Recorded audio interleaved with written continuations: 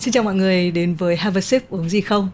Nếu mà bạn đã là khán giả thường gặp Have a Sip vào mỗi cuối tuần thì chắc là cũng đã biết là đây là nơi mà thì mình luôn phỏng vấn những người nhiều chữ, những tác giả sách.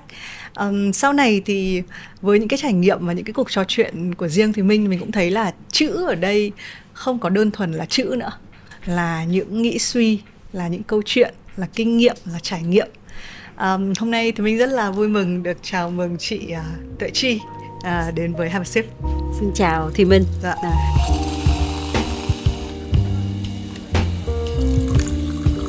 Nói đến nhiều chữ nên là em cân cuốn sách, cái cuốn sách rất là mới. Thậm chí thì mình cũng nhờ là có dịp hôm nay có lịch phỏng vấn chị nên là đọc xong hết vào tối hôm qua.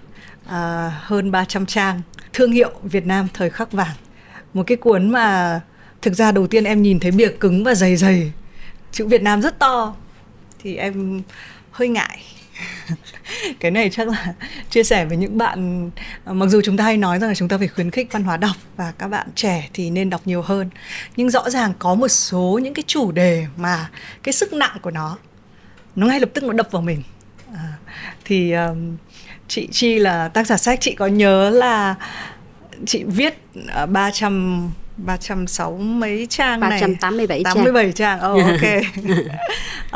Là mất trong bao lâu không? Và cái dự án sách này để cái thời điểm là cũng là thời khắc vàng, mình cầm nó trên tay là bao nhiêu lâu không ạ? Chị bắt đầu có ý tưởng về cuốn sách này là hơn 3 năm trước, từ trước khi Covid. Nó cũng bắt đầu từ một cái buổi lúc trước thì chị làm việc ở Singapore. Chị cũng có cơ hội lúc đó thì làm việc ở rất là nhiều quốc gia, nhưng mà cũng vẫn tiếp tục về Việt Nam để công tác tại Việt Nam. Thì cuốn sách, cái ý tưởng này nó bắt đầu từ một cái buổi chiều, chị gặp một số người bạn. Thì hôm đó tình cờ về thì nói chuyện, thì thấy rằng là rất là nhiều người bạn của mình bây giờ đang đi ra nước ngoài. Rất là nhiều bạn của mình có cái chương trình đi ra nhập cư ở nước ngoài, rồi cho con cái đi học ở nước ngoài. Mình thì ở góc độ ở bên ngoài đi vào nhìn về Việt Nam, thì mỗi lần về Việt Nam thấy có sự thay đổi rất nhiều. Và nói chuyện với những người bạn, đặc biệt là những nhà đầu tư, thì họ nói rằng kinh tế Việt Nam đang tăng trưởng rất là nhiều. Đây là một cái quốc gia mà rất là tiềm năng, đây là thời điểm của Việt Nam. Tuy nhiên khi mình nói chuyện với những người bạn của mình thì mình lại thấy có những cái rất là nhiều trăn trở và suy nghĩ. Phải đi ra nước ngoài về để cho con có chương trình học tốt hơn rồi này kia. Thành ra là bắt đầu cho chị một cái suy nghĩ là vậy thì cái nhận thức, cái suy nghĩ của mọi người về Việt Nam, từ người bên ngoài tới chính người Việt Nam của mình, nó có đang đi đều với những cái gì đang thay đổi và diễn ra tại Việt Nam hay không. Vì một người đã làm trong cái lĩnh vực thương hiệu thì đó mình nghĩ là nó là nhận thức. Thương hiệu chính là nhận thức, là perception. Thì đó là tại sao mà chị bắt đầu có ý tưởng đó khi mà viết về cuốn sách này. Thì hơn 3 năm trước. Hơn 3 năm trước. Thì mình sẽ chuẩn bị đố mọi người 3 cái câu hỏi. Thế nhưng cái cảm giác của em khi mà đúng là phải lâu lắm mới đọc một cái cuốn sách mà mọi cái thông tin nó rất là gần với mình. Nó gần ở đây vừa là cái quãng thời gian, như là em thấy là viết 3 năm trước, nhưng mà những cái thông tin, những cái số liệu mà chị thống kê nó rất là gần. Thứ hai nữa là cũng có thể vì mình là người Việt Nam và mình được nó gọi là kiểu in your shoe, tức là em được đứng ở góc nhìn của chị. Em không biết là trước đấy chị có viết, đây là cuốn đầu tay Chưa của bao chị. giờ. Chưa bao giờ Dạ. tác giả đầu tay, cuốn đầu tay. Em sẽ xin phép dùng đúng những cái có một cái phần trong này là góc nhìn từ một game đố vui, thì mình thử đố mọi người xem nhá. Có 10 cái câu tất cả, nhưng mà mình sẽ đố nhanh mấy câu quan trọng. Đố mọi người nhé, là khoản nợ của Việt Nam với nước ngoài ở khối công và tư nhân tính theo phần trăm tỷ trọng với thu nhập quốc gia thay đổi thế nào trong 30 năm qua? Có 3 phương án như sau. A là nợ giảm, B là nợ giữ nguyên, và C là nợ tăng lên. Chưa giải đáp vội mọi người. Một cái câu hỏi khác sẽ hỏi đấy là, chị gợi ý cho em là có một cái về danh lam thắng cảnh. Em có cảm giác là mọi người sẽ biết câu này. Mình sẽ đố nhá. Đất nước nào có số lượng danh lam thắng cảnh được UNESCO công nhận nhiều nhất ở khu vực Đông Nam Á? Có thể chọn nhiều đáp án. A là Thái Lan, B là Campuchia, C là Việt Nam, D là Indonesia, E là Myanmar, F là Philippines, G là Singapore và H là Lào. Câu hỏi về tỷ lệ câu nghèo. đầu tiên. Câu đầu tiên luôn trong list. Trong 30 năm kể từ năm 1990, tỷ lệ người Việt Nam sống trong tình trạng nghèo đói, thu nhập ít hơn 45.000 một ngày đã: A là tăng 2 lần, B là giữ nguyên, C là giảm 25 lần và D là giảm 10 lần. Đáp án sẽ được công bố sau. Còn chúc các bạn may mắn với 3 cái câu hỏi vừa rồi. Tại sao đây lại là 3 vấn đề quan trọng với chị ạ? Tại vì trong 10 cái câu hỏi thì mình có hỏi chị Chi là cái câu nào mà mọi người dễ đoán sai nhất, đúng không ạ? Chị sẽ bắt đầu từ cái câu thứ 3 trước, là tỷ lệ đói nghèo của Việt Nam tăng, giữ nguyên hay là giảm, thì và nó giảm bao nhiêu. Okay. Thì khi mà trong quá trình mà chị tìm hiểu và viết về cuốn sách này thì mình biết rằng kinh tế Việt Nam mình cũng đã phát triển trong vòng 30 năm qua. Nhưng có một cái điều mà chị rất ngạc nhiên khi mà chị làm nghiên cứu, thì chị thấy rằng là cái tỷ lệ phần trăm người Việt Nam sống trong nghèo đói, có nghĩa là dưới 2 đô la hay là dưới 45.000 một ngày của Việt Nam bây giờ đang ngang bằng với tỷ lệ đó tại nước Mỹ.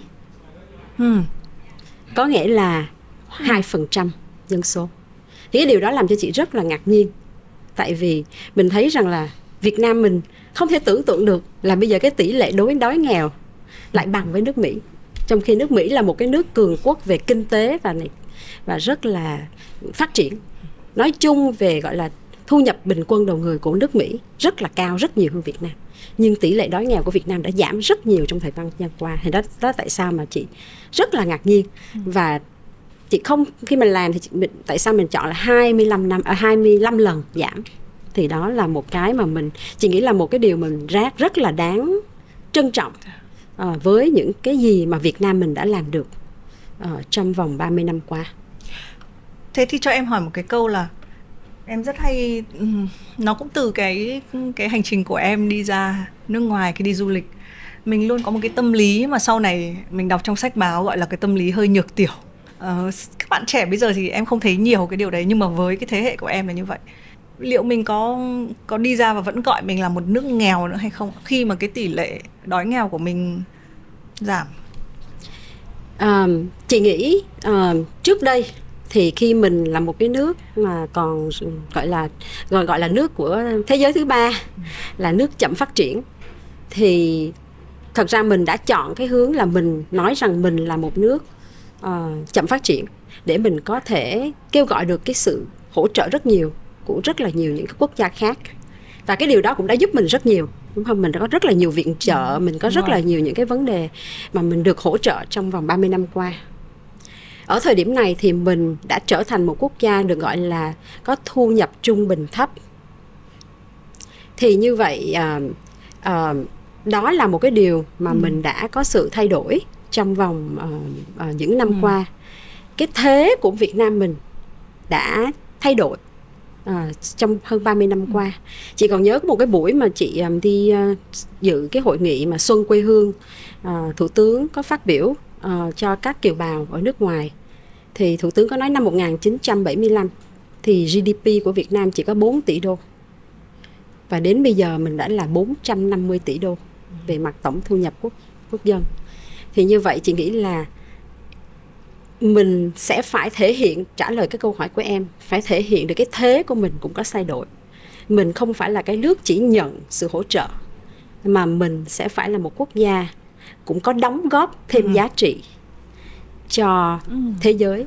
Thì cái vai trò của Việt Nam như thế nào trong những cái vấn đề mà đang rất là khó khăn của thế giới, về vấn đề lương thực, môi trường bền vững, rất là nhiều vấn đề. Và chị nghĩ cái câu chuyện của Việt Nam mình sẽ là hồi xưa mình đã làm một cái câu chuyện để chứng minh là một cái quốc gia nhỏ có thể thắng được những cái cường quốc để tạo ra cái nền độc lập.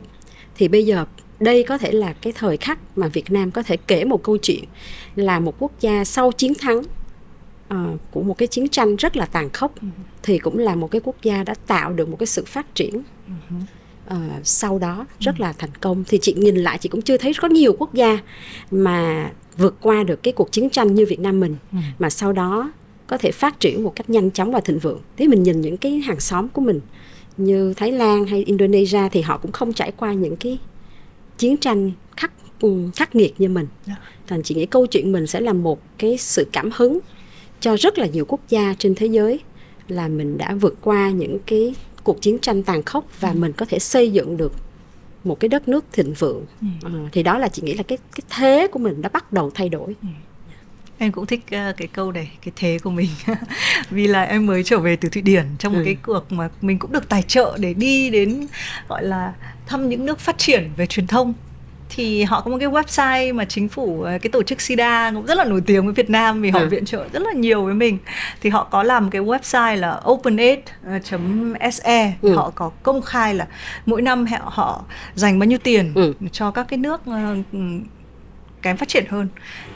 Thì bọn em cũng ngồi search xong thấy Việt Nam về truyền thông họ cũng gần như là không đưa cho nhiều tiền nữa, và đặt cái so sánh mình bảo là đúng là cái thế của mình nó khác, nó không phải là cái luôn luôn là tôi cần sự giúp đỡ, hãy tôi sẽ nhận hết tất cả những cái gì, mà mình cũng đang ở một cái tâm thế khác hơn rất là nhiều. Em cũng chưa bao giờ trò chuyện về đất nước mình như một cái gọi là một cái đối tượng nó hơi gần gũi với mình như thế này. Và hy vọng là các khán giả cũng đang theo dõi cùng với Thùy Minh, là đúng là như Thùy Minh có nói đùa từ lúc đầu là mình nói chữ thấy Việt Nam thấy nặng quá, tại vì là kiểu đấy là đất nước của mình, quê hương của mình. Nhưng mà đúng là khi mình ngồi phân tích, và đặc biệt là trong cuốn sách này em thấy cái chị trẻ rất là nhỏ những cái từng cái mặt một về cái gọi là cái thương hiệu. Thì em không biết là có phải là có vất vả cho chị không khi mà là một người chuyên làm về thương hiệu này. Chị đã làm cực kỳ những cái thương hiệu nổi tiếng, và trong cuốn sách cũng có những cái ví dụ cực kỳ cụ thể là đầu tiên là các cái thương hiệu về tiêu dùng, từ xe hơi, hay điện thoại, hay tivi. Theo chị thì từ gọi là từ một cái cấp là những cái thương hiệu mang tính chất tiêu dùng đến với người tiêu dùng, đến một cái quan tâm về thương hiệu quốc gia, thì cái hành trình nó đi như nào với chị? Dạ. Thật ra đó là một cái khó khăn khi mà chị bắt đầu có ý tưởng viết cuốn sách. Tại vì rất là dễ, tại mình làm trong cái ngành á, mà mình viết cuốn sách này nó rất là học thuật, thì rất là khó cho mọi người có thể cảm nhận được. Thành ra là chị suy nghĩ rất nhiều để làm sao mình có thể viết cái cuốn sách này để ai cũng có thể đọc được, có thể cảm nhận được cái câu chuyện này. Chị và con gái của chị cũng đã từng có một câu chuyện để mà bàn về cái cuốn sách này, và có một cái sự trao đổi là vậy thì thương hiệu sản phẩm, thương hiệu cá nhân, rồi thương hiệu khu vực, rồi thương hiệu quốc gia, nó có nhiều như vậy lắm. Thì như vậy là nó sẽ như thế nào, và cái vai trò của thương hiệu cá nhân và vai trò của thương hiệu sản phẩm nó gắn liền như thế nào với thương hiệu của một cái địa điểm, cũng như là thương hiệu của một quốc gia. Thì và có cần làm thương hiệu hay không, đó cũng là câu hỏi mà chị với con gái chị cũng đặc biệt là câu chuyện là thương hiệu cá nhân. Tại con gái chị thì cũng nói là tại sao phải làm thương hiệu cá nhân, như vậy mình sẽ rất là vậy sao cạnh gì đó thương mại hóa, nói chung là tầm thẩm thân. Tại sao có cần như vậy hay không, hay là thương hiệu quốc gia có cần hay không, hữu xạ tự nhiên hương thí dụ vậy. Thì trong quá trình mà chị viết thì đó là cái mà chị cũng có chia sẻ trong cuốn sách. Chị nghĩ thương hiệu là sự nhận thức, là perception của một người nào đó về bất kỳ một vấn đề gì, từ sản phẩm cho tới con người, cho tới một quốc gia hay tới một cái địa điểm. Và thương hiệu nó luôn tồn tại cho dù mình có biết hay không. Tại vì vậy em có làm thương hiệu hay không thì khi người ta nghĩ tới em, người ta vẫn có một cái nhận thức nào đó. Vậy thì có nên chăng mình nên hiểu được là mình đang ở đâu, người ta đang nhận thức như thế nào về mình, và mình sẽ phải kể cái câu chuyện đó một cách nó chân thật nhất về mình.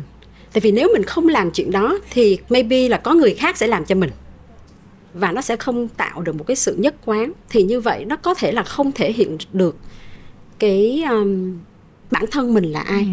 Và chị nghĩ trong một cái cuộc sống này thì mỗi người đều là một cái, gọi là có một cái sự riêng biệt. Thì chị nghĩ là nếu mà mọi người nhận thức được cái vấn đề là thương hiệu, cho dù mình có làm hay không nữa thì nó luôn tồn tại. Thì nếu mình nhận thức được như vậy thì mình sẽ làm một cái câu chuyện đó nó authentic, nó chân thật. Thì đó là cái suy nghĩ của chị.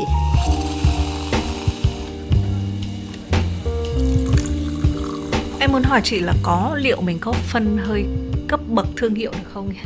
Tại vì khi mà em nghĩ đến thương hiệu cá nhân thì ngày nay các bạn trẻ quen thuộc với điều này, bởi vì các bạn ấy sống ở một cái thời mạng xã hội ai cũng trình diễn cả. Nên là cái việc là làm thương hiệu cá nhân nó trở nên là, tất nhiên nó sẽ là sự lựa chọn, nhưng mà nó hầu hết nó có vẻ thông dụng. Đến một thương hiệu sản phẩm là mình đã thấy có nhiều cá nhân ở trong đó. Nhưng mà đến một cái thương hiệu quốc gia chẳng hạn thì nó đòi hỏi nhiều khủng khiếp hơn nữa. Thì liệu cái này nó có là một cách mình hơi phân cấp không? Hay là nó là 3 cái component mình sẽ phải luôn nhắc đến? Chị nghĩ nó luôn luôn có sự mối quan hệ tương hỗ. Chị nói một câu chuyện nhỏ thôi rồi chị sẽ đến cái đó là khi mà chị lúc đó chị không hề biết thương hiệu cá nhân là gì, thật sự là như vậy. Nhưng cái lần đầu tiên chị ra nước ngoài thì một ông sếp của chị có nói với chị là Tri, khi mà đi ra nước ngoài thì cô phải làm việc tốt nha. Tại vì nếu cô không làm việc tốt á, thì người ta sẽ không gửi người Việt Nam tiếp theo nữa đâu. Tại vì cô là cái thế hệ đầu tiên mà công ty gửi ra nước ngoài để làm việc. Lúc đó thực sự chị không nghĩ gì đến thương hiệu cá nhân hay là thương hiệu quốc gia hay là gì hết. Nhưng mà bây giờ chị nghĩ lại thì chị nghĩ nó gắn kết, nó tương hỗ rất nhiều. Tại vì họ nhìn mình là một người Việt Nam vừa bước ra thế giới, thì họ cũng sẽ chắc chắn họ sẽ có một cái nhận thức như gì đó về người Việt Nam. Thì như vậy là chị nghĩ luôn luôn tương hỗ.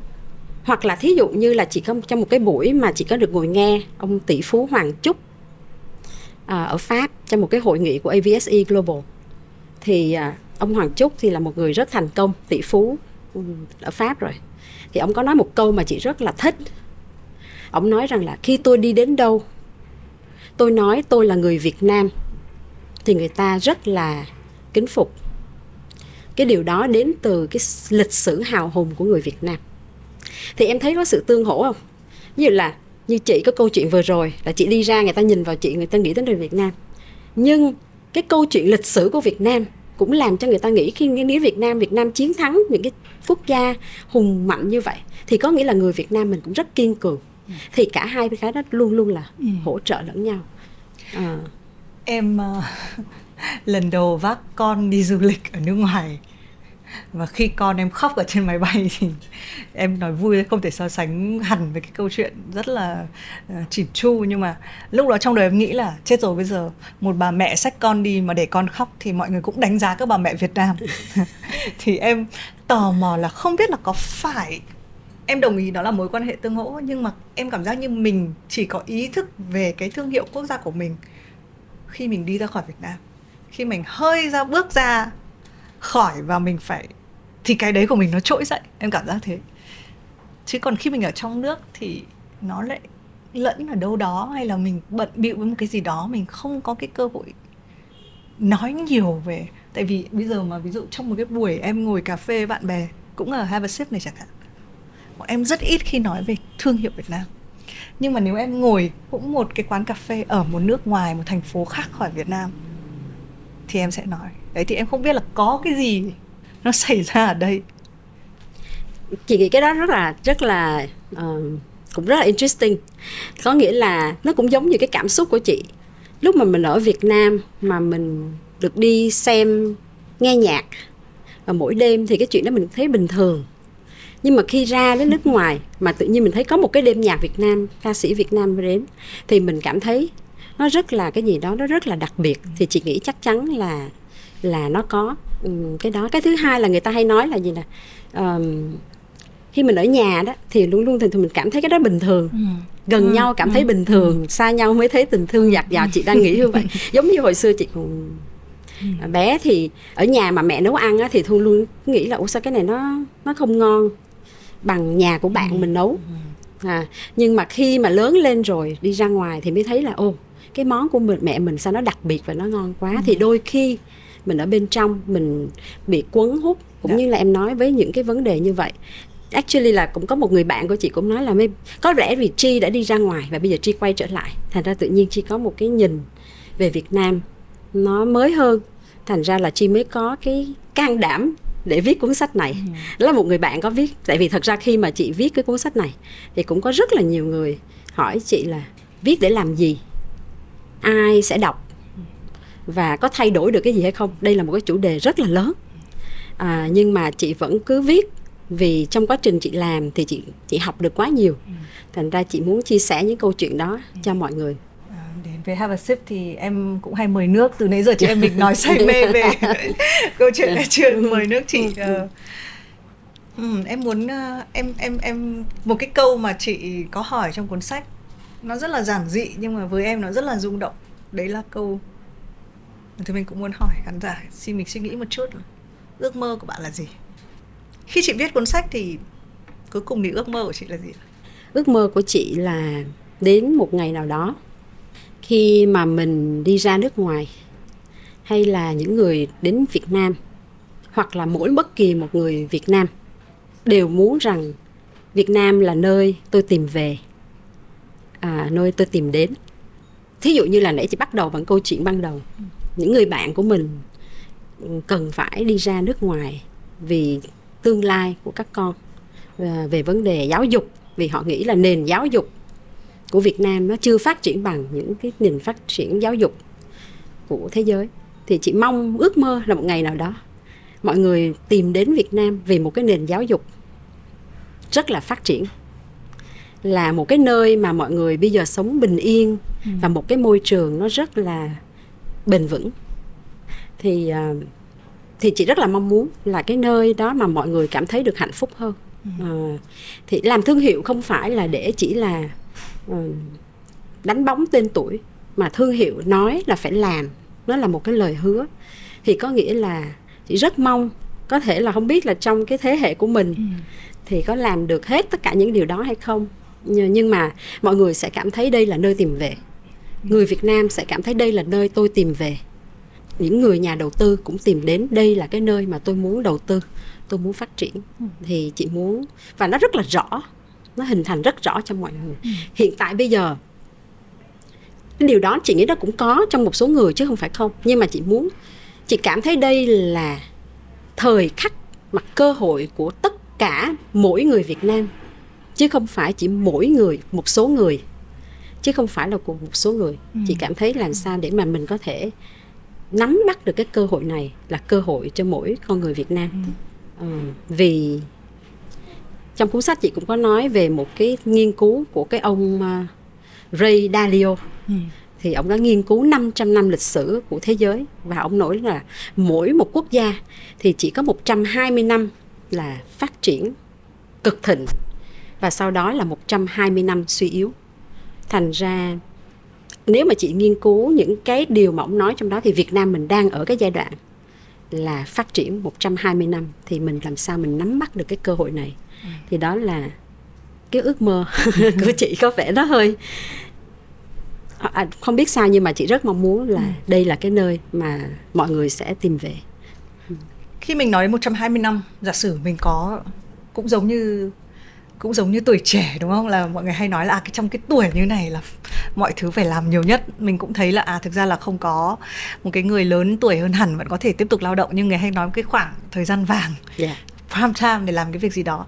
Giả sử như mình có một cái thông tin là 120 năm để mà một quốc gia phát triển, và mình đã đi hết 30 năm rồi, đúng không chị? Nếu mà theo cái chu kỳ. Dạ. Thì là đấy, em cũng chỉ đang đoán đấy, thì mình có khoảng nhưng mà ngoài cái nghiên cứu đấy chẳng hạn, theo chị thì chỉ có cái cảm giác cái điều gì nó đang diễn ra trong những năm gần đây mà nó đang là thời điểm không ạ?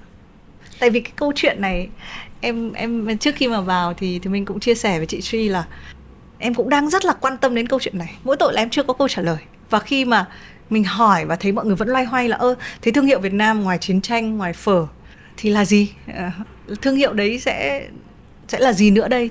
Thì hầu hết là mọi người chưa có cái câu trả lời. Đấy, thì em không biết là Tại sao cái thời điểm này, thậm chí mình có thể đợi thêm mà, tại sao lại không phải là tại sao lại là bây giờ? Chị nhìn ở 3 góc cạnh. Thứ nhất là kinh tế, thứ hai là văn hóa xã hội, và thứ ba là về vấn đề con người. Tại vì con người nó cũng ảnh hưởng rất nhiều để mà mình nhìn để sao một cái thương hiệu, một quốc gia có thể phát triển. Thì về mặt phát triển kinh tế thì mình thấy rõ là trong vòng 30 năm thì mình tăng trưởng trung bình 6,5% trong vòng 30 năm. Đó là một cái tỷ lệ tăng trưởng rất là tốt so sánh với bất kỳ cái quốc gia nào trên thế giới. Sau Covid thì mình vẫn, trong giai đoạn Covid thì mình là một trong rất ít quốc gia là có thể tăng trưởng dương trong giai đoạn Covid. Rồi ngay sau đại dịch thì năm vừa rồi mình cũng kết thúc là 8% tăng trưởng. Thì chị nghĩ về mặt kinh tế là mình đang có những cái gọi là cái momentum. Mình cũng là một trong những cường quốc về xuất khẩu nông sản. Mọi người không biết là có biết rằng là mình là cái quốc gia mà xuất khẩu thanh long số 1 thế giới. Một năm là mình xuất khẩu 1 tỷ USD. 1 tỷ đô. Rồi. Thì chị nghĩ đó là một vấn đề về kinh tế. Thì chị thấy là nó là tại sao nó là thời khắc vàng để mình có thể tiếp tục phát triển. Thứ hai là về mặt văn hóa. Thì chị nghĩ người Việt Nam mình rất tự hào là mình có mấy ngàn năm văn hiến, lịch sử của mình rất là hào hùng. Cái nền văn hóa của mình là một cái quốc gia nằm giữa Trung Quốc là một cái cường quốc, đúng không? Rồi mình lại cũng là cái bên là những cái nước Đông Nam Á và Ấn Độ, nhưng mình vẫn có được cái nền văn hóa mà của riêng mình. Tại sao mình gọi mình là Tết mà mình không gọi là Tết Trung Hoa hay là Chinese New Year? Chị rất là hay, mỗi lần mà chị ra nước ngoài mà bạn bè chị nói là Chinese New Year, chị nói sorry, Việt Nam Tết. Thì mình luôn luôn vẫn giữ được cái gọi là mình hòa nhập nhưng mình không hòa tan. Về mảng hội họa của mình cũng em biết là Việt Nam mình là cái nơi duy nhất mà Pháp mở cái trường mỹ thuật Đông Dương năm 1925, và mình có những cái họa sĩ rất là nổi tiếng. Thì chị nghĩ về mặt văn hóa của mình có rất là nhiều cái hay. Rồi ẩm thực của mình có 3.000 món ăn, và trong đó ở Huế không là mình có 1.700 món. Chị nghĩ là em cũng rất là thích những cái món ăn chay của mình, đúng không?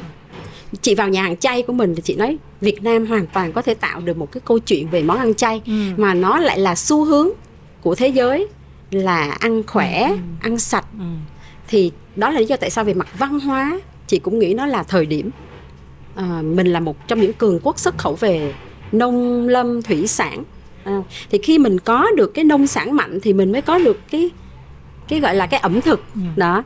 Thì đó là, rồi tiếp theo nữa là về vấn đề công nghệ thông tin. Thì cả thế giới cũng đang phát triển, đặc biệt là những cái lĩnh vực mới như là blockchain, metaverse, game rồi này kia. Việt Nam mình giờ cũng nằm ở trong những cái quốc gia mà có những cái unicorn về cái đó. Thì chị nghĩ nó là cái thời khắc của mình. Cuối cùng là về vấn đề con người. Việt Nam mình hiện giờ là một trong những quốc gia có nhiều sinh viên du học ở nước ngoài nhất trên thế giới. Một năm cho đến thời điểm năm 2021, theo cái nghiên cứu của chị, là chúng ta có 190.000 sinh viên đang du học ở nước ngoài. Thì chị cảm nhận nó cũng giống như cách đây 20 năm trước, Trung Quốc họ cũng gửi người ra ngoài học rồi bây giờ quay về. Thì đây là những cái nhân tài, những cái tài năng của Việt Nam sẽ quay trở về để đóng góp cho đất nước và sẽ nâng tầm cái gọi là cái kỹ năng của chúng ta, vừa kỹ năng cứng cũng như kỹ năng mềm. Thì chị tin đó là cái thời khắc mà mình phải nắm bắt.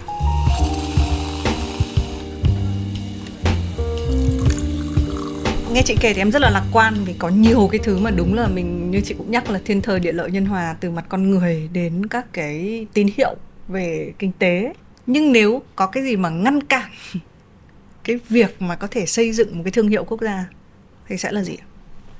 Cái việc mà xây dựng thương hiệu quốc gia nó cần một cái sự gọi là tổ chức, kết nối rất là nhiều. Tại vì không thể là một người hay là một số tổ chức.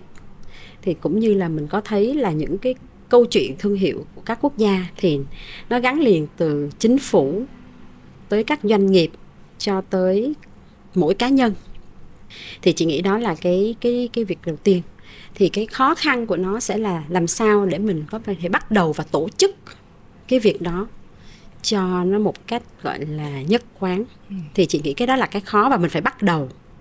Câu chuyện của Hàn Quốc là khi mà họ bắt đầu, khi mà tổng thống đã đưa ra cái thông điệp cho cả người dân là chúng ta phải xây dựng thương hiệu Hàn Quốc, và cái chiến dịch gọi là Global Korea, có nghĩa là Hàn Quốc toàn cầu, thì họ đã xây dựng một cái ủy ban xây dựng thương hiệu quốc gia gồm 47 các chuyên gia nhà nước, doanh nghiệp, 8 bộ trưởng, em có đọc. Các doanh nghiệp và rất nhiều chuyên gia về thương hiệu trên thế giới để bắt đầu.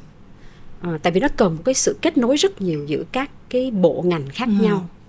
Thì chị nghĩ đó có thể là một cái bắt đầu, làm sao mình có thể bắt đầu và mình có thể bắt đầu làm và mình vừa thay đổi và cải tiến.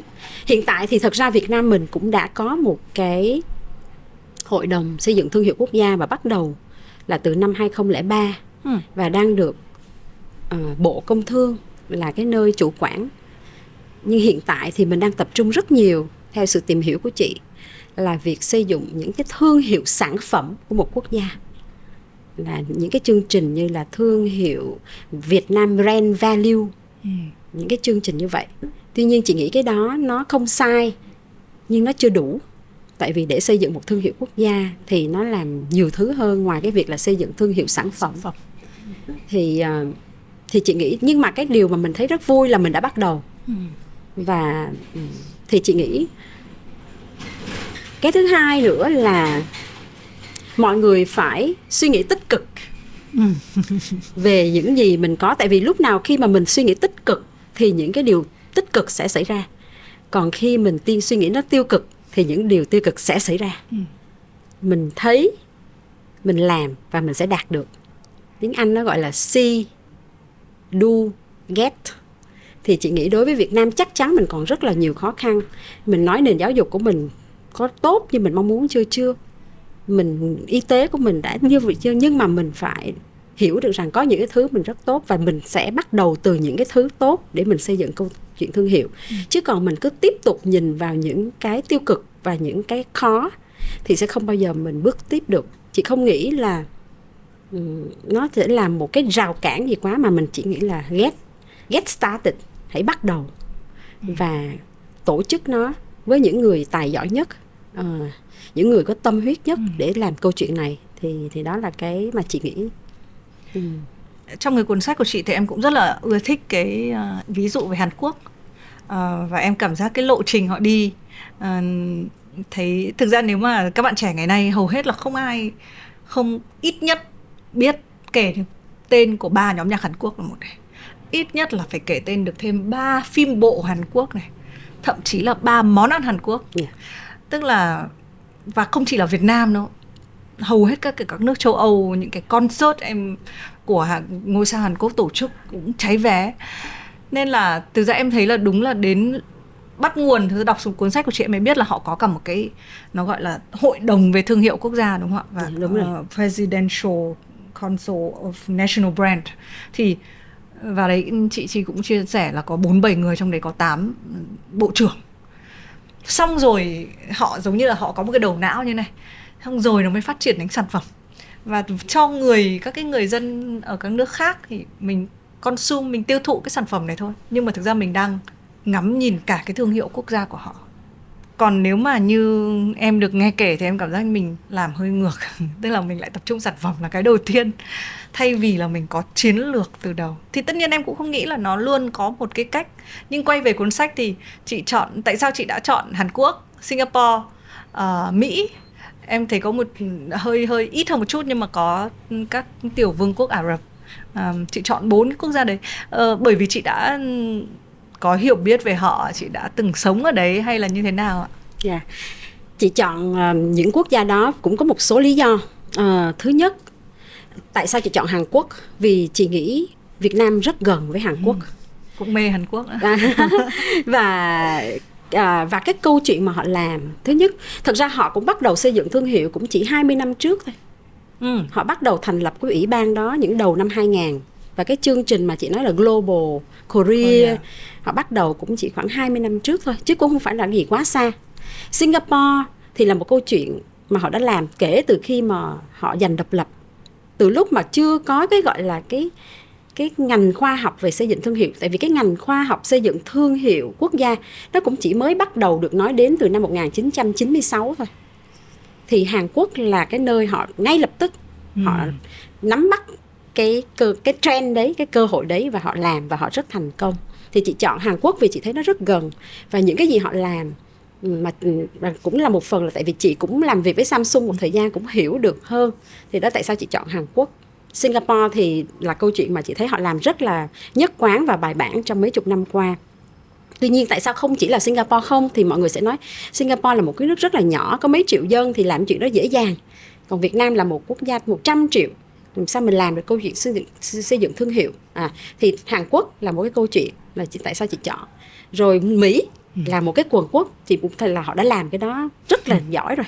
Trước khi mình nói tới ngành công nghiệp không khói về văn hóa của Hàn Quốc thì Hollywood vẫn luôn là thống trị về vấn đề văn hóa toàn cầu, về cái vấn đề mà phim ảnh đó. Thì tại sao mà chị chọn những câu chuyện đó. Còn tiểu các vương quốc Ả Rập thì họ cũng là một câu chuyện mới làm đây và cũng rất là thành công. Thì tại sao mà chị chia sẻ. Chị nói thêm một chút về vấn đề câu chuyện Hàn Quốc mà chị thấy nó rất là gắn liền với Việt Nam. Đó là khi mà họ bắt đầu với cái câu chuyện này á, thì nó bắt đầu từ cái việc là kinh tế của họ cũng đang rất là phát triển. Cái chương trình mà kỳ tích sông Hàn, khi mà họ phát triển kinh tế ở hai bờ sông Hàn, rồi họ chọn ra một số những cái ngành công nghiệp mà họ muốn tập trung, và họ phân tích cái sự khác biệt gì của Hàn Quốc mà Hàn Quốc có thể nổi trội hơn Nhật Bản và Trung Quốc. Chị thấy những câu chuyện đó quá hay. Thí dụ như họ nói rằng là họ nằm ở giữa Trung Quốc và Nhật Bản. Nhật Bản thì quá mạnh về vấn đề chất lượng này, đúng không? Về nói chung là về sáng tạo, về chất lượng, Nhật Bản rất là tốt. Trong khi Trung Quốc thì rất mạnh về giá rẻ. Tất cả mọi người đến Trung Quốc ở thời điểm đó là giá rẻ. Vậy thì quốc gia Hàn Quốc họ cần cái sự khác biệt gì?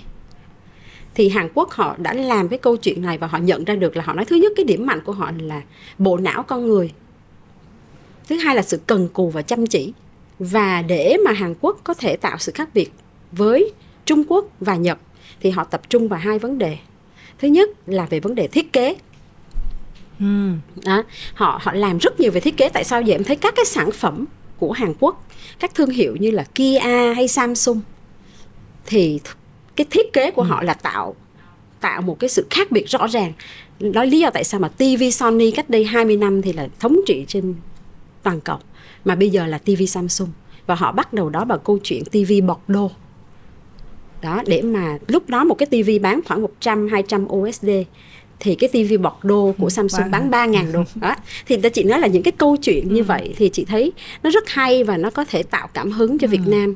Hoặc là câu chuyện về cái ngành công nghiệp không khói họ gọi, để mà phát triển cái quyền lực mềm của họ để phổ cập hóa văn hóa của Hàn Quốc ra nước ngoài. Thì đó là một câu chuyện kết hợp từ người dân, từ doanh nghiệp cho tới chính phủ. Họ làm rất nhiều và cũng có rất nhiều thất bại. Thật sự là họ cũng rất là thất bại rất nhiều. Giống như những cái bộ phim mà bây giờ họ đạt giải như là Parasite này kia, thì đã trải qua rất là nhiều quá trình, rất là nhiều những cái thất bại. Và có trong những cái tập đoàn lớn là luôn luôn phải đằng sau doanh nghiệp, rồi chính phủ, rồi người dân đều cùng nhau để làm cái câu chuyện đó. Thì đó tại sao mà chị chọn câu chuyện của Hàn Quốc. Chị có nhắc đến, em quay lại một chút, cái thời điểm mà ở cái câu hỏi ước mơ, chị có nhắc đến giáo dục. Khi mà tất cả chúng ta đều đang có con cái và nghĩ rằng là hãy gửi con cái ra nước ngoài, cái điều gì khiến cho chị có cái ước mơ là giáo dục sẽ là cái điểm đến để cho mọi người quay ngược lại về Việt Nam? Em hiểu về văn hóa, về nghệ thuật, em hiểu về nông lâm sản, du lịch, ẩm thực, nhưng mà giáo dục là thứ em không biết là bằng cách nào thì chúng ta có thể coi nó là một mũi nhọn đây. Thứ nhất, tại sao chị tin là giáo dục là cái mình phải tập trung để làm cho tốt? Vì đầu tiên là theo cái thống kê của cái ông Ray Dalio, thì ông nói trong 8 yếu tố mà ông đưa ra cho một quốc gia để mà thịnh vượng trong 120 năm, thì cái vấn đề đi đầu là giáo dục. Giáo dục, rồi sau đó mới tới công nghệ, rồi mới tới thị trường chứng khoán, tới tiền tệ, tới này kia. Nhưng giáo dục là cái đầu tiên để tạo cái đòn bẩy trong cái cuốn sách đó. Thì đó là điều đầu tiên mà chị nghĩ rất quan trọng. Thứ hai là người Việt Nam mình thì chị tin là thông minh. Người Việt Nam là người duy nhất ở Đông Nam Á có người đạt giải thưởng Fields Medal. Mình cũng chiến thắng rất nhiều trong các cái cuộc thi toán Olympiad này kia. Thì chị nghĩ là bản năng của mình là người thông minh, giỏi giang. Thứ ba nữa là người Việt mình là rất là tin tưởng vào giáo dục. Mình đầu tư rất nhiều. Một gia đình bây giờ chị nghĩ chắc trung bình một gia đình chắc nhiều phải nhất bỏ nhất cũng phải 20-30% cái thu nhập hàng tháng cho việc giáo dục của con cái. Tại vì họ nghĩ rằng là gì? Giáo dục có thể thay đổi được cuộc đời, đúng không? Có nhiều người là ok, ngày hôm nay chị thấy những cái câu chuyện một cái chị làm việc công nhân, nhưng mà cũng vẫn đầu tư rất nhiều về đi học cho con. Vì chị tin rằng là, chị đã nói chuyện với nhiều với chị như vậy, vì chị tin là khi con cái của chị được đi học tốt thì sau này sẽ tìm được những công việc tốt và sẽ thay đổi cuộc đời của cả một cái gia đình. Thì chị nghĩ đó là tại sao mà chị nghĩ rằng là giáo dục rất là quan trọng đối với người Việt Nam. Và mọi tầng lớp, nó không phải chỉ là tầng lớp tinh hoa hay là tầng lớp bình dân, hay là chị nghĩ đối tất cả các tầng lớp đều nghĩ rằng giáo dục là một cái nền tảng để mà họ có thể nhìn thấy một cái tương lai của một cái đất nước sẽ phát triển. Thì nếu như mà mình cho họ được một cái niềm tin về vấn đề giáo dục thì cái nền giáo dục thì chị nghĩ là một cái nơi mà họ có thể tìm về và cảm thấy rất là an tâm và bình yên.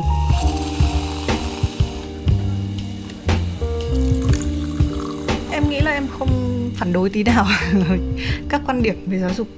Em chỉ nghĩ là nó có một cái sự khác biệt giữa việc là mình với tư cách là người đi học với lại mình với tư cách là người đi dạy. Em chỉ nghĩ là đúng là em đến bây giờ em vẫn là người cũng từ gương từ mẹ em lúc nào cũng học cho đến lúc mà em làm bác sĩ, học hết từ bằng này sang bằng kia, sang châu Phi cho Tổ chức Y tế Thế giới. Xong rồi nó ngấm vào em cũng là người thích học. Và bây giờ mình cứ học, đọc sách ở nhà thì chắc chắn con mình về sau cũng như vậy. Thế nhưng mà đến chuyện đi dạy, tại vì em có cảm giác là khi mình quảng bá giáo dục là một trong những mũi nhọn của mình thì mình phải biết dạy người khác. Thì em không biết là cái này liệu có lạc quan không? Chị nghĩ là chị thì chị rất tin là hoàn toàn được. Tại vì sao?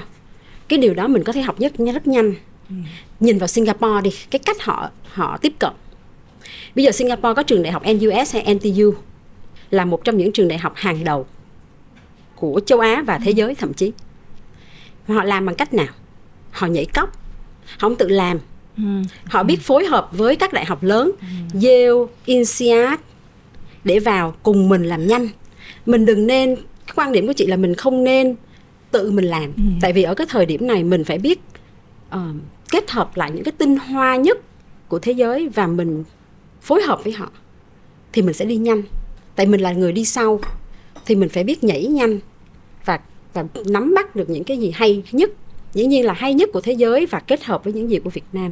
Thành ra chị nghĩ là vẫn hoàn toàn có thể làm được. Chị tương đối là lạc quan về vấn đề đó, nếu mà mình biết cách gọi là kết hợp với những cái gì hay nhất của thế giới đem vào. Em cũng cảm nhận thấy, ví dụ như mình sẽ thấy rất là nhiều các cái chương trình học nổi tiếng thì đều tìm thấy ở Việt Nam. Bây giờ cũng có một cái xu hướng, sau cái xu hướng mà gửi con đi du học thì bây giờ là các xu hướng là bố mẹ cho con học trường quốc tế và có thể chỉ gửi 1-2 năm đi thôi, còn đâu có thể học chính ở đây.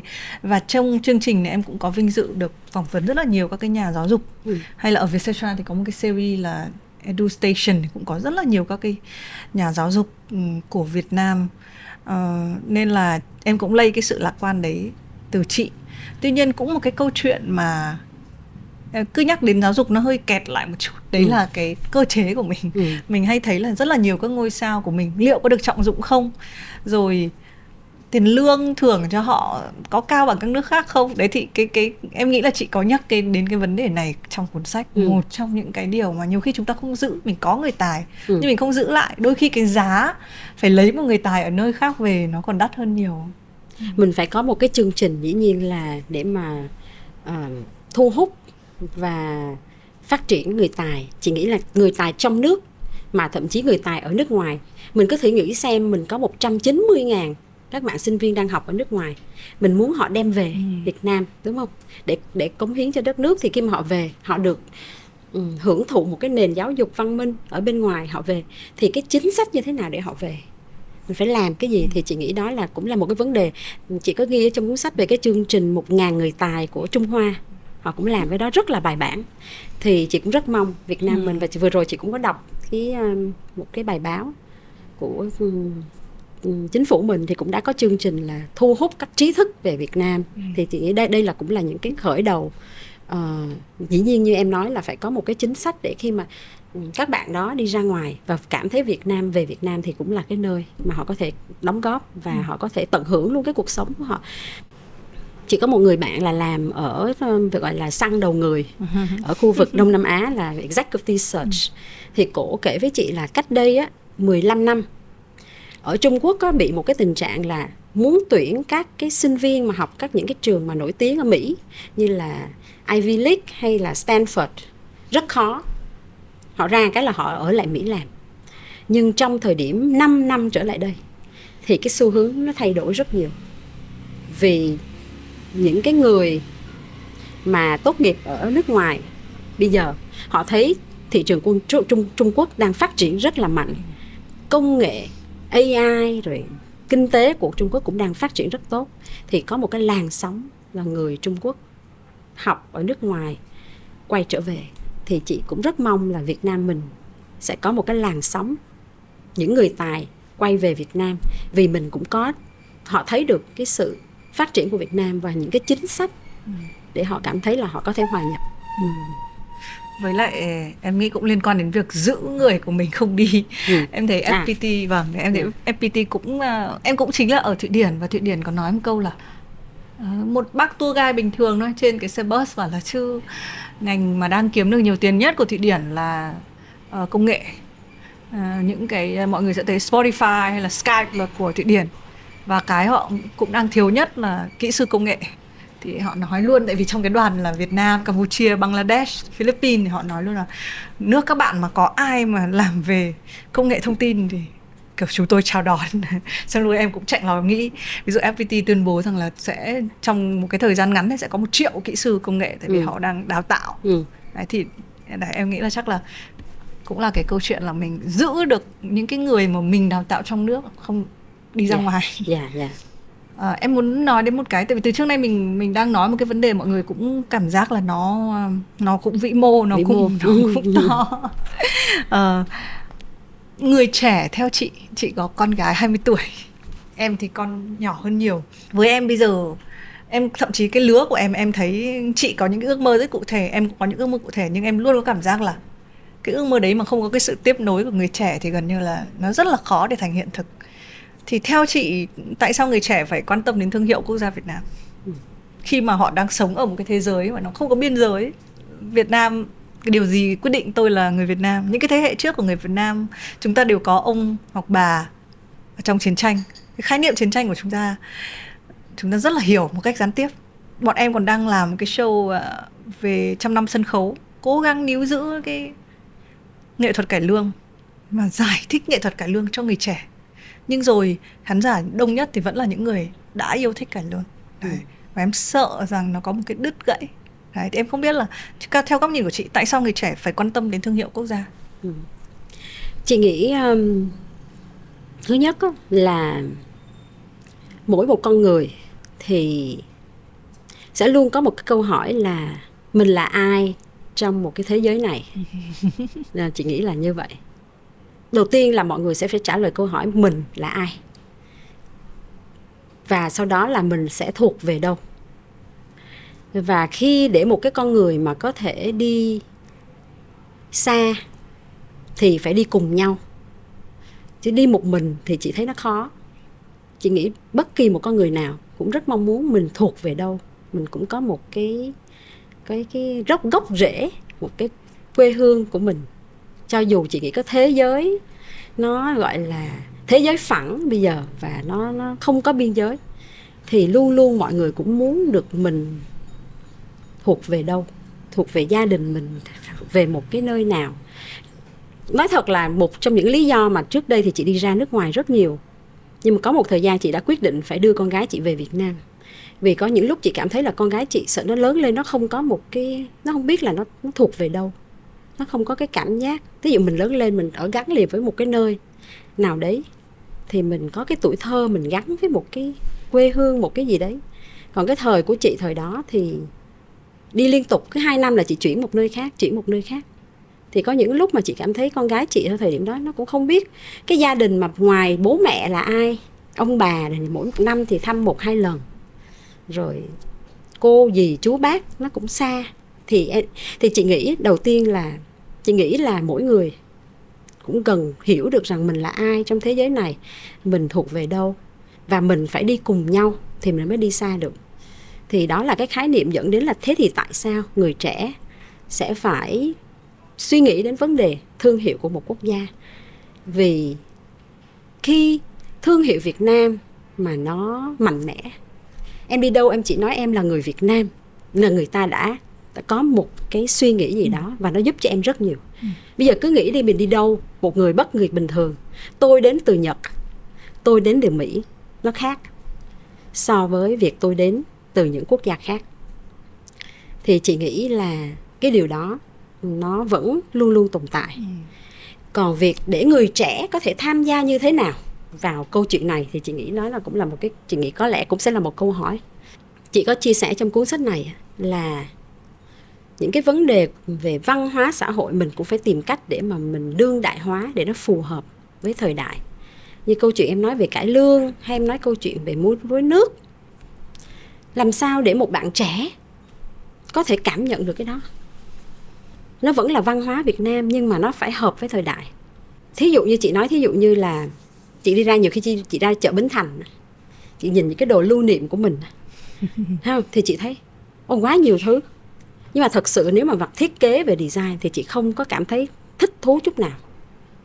Tại vì nó không có mang được cái hơi thở đương đại của thời đại. Nó vẫn còn cái gì đó mà chị thấy 20 năm trước nó cứ như vậy hoài.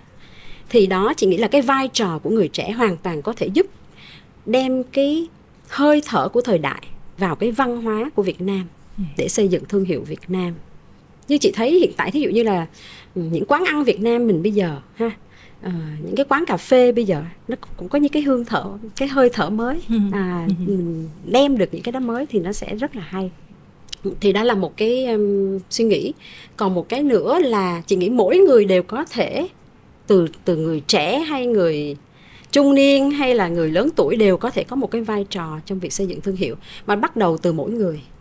Là mỗi người sẽ hiểu được, đầu tiên mình sẽ là mỗi người tốt ở trong xã hội, và mình cũng có được hiểu được cái ý nghĩa cuộc sống của mình.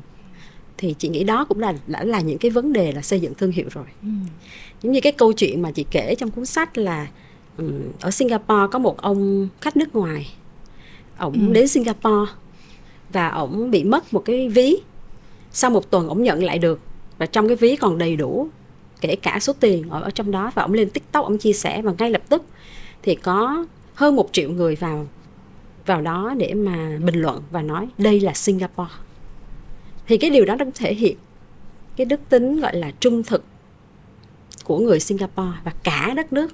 Họ nói đây, đến Singapore mọi thứ nó như vậy, bạn mất bạn vẫn có thể tìm lại được, tôi thể cảm thấy yên tâm, an toàn. Thì đó là câu chuyện thương hiệu Singapore, nhưng cái điều đó nó phải được thực hiện từ mỗi người.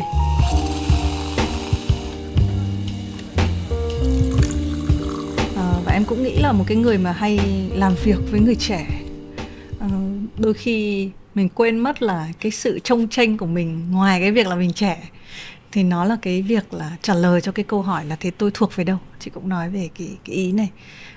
Thì chúng ta là người Việt Nam, chúng ta thuộc về Việt Nam.